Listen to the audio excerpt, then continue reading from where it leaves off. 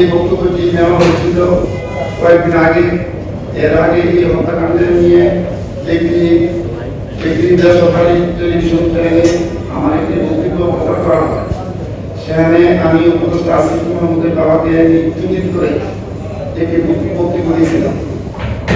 এরপর পরে আসিফ মাহমুদ তার আত্মীয় স্বজন, স্থানীয় সমর্থক ও আওয়ামী লীগের নেতাকর্মী আমার পরিবারের যাওয়া সদস্যদের উপর যুদ্ধ করে। এর ভিত্তিতে গত 31 জুলাই আসিফ মাহমুদ বৈষম্য বিরোধী আন্দোলনের কুমিল্লা সমবায়ক সন্ত্রাসী অস্ত্রের মুখে আমাকে জোরপূর্বক করে নিয়ে যায়। পরে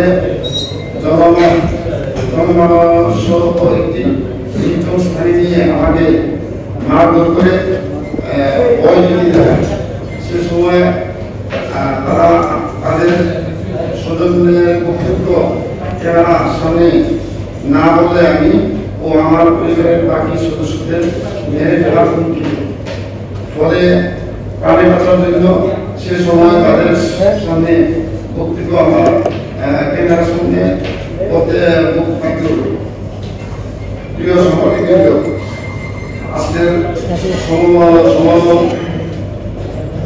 রাষ্ট্রের ক্ষমতাশীল উপদেষ্টা ক্ষমতার কাছে আমরা অসহায়, জুলুমের শিকার বলতে পারি না। আমাদের জুলুমের শিকার বরং জোরপূর্বক আমাদের বলতে বাধ্য করা হয়েছে।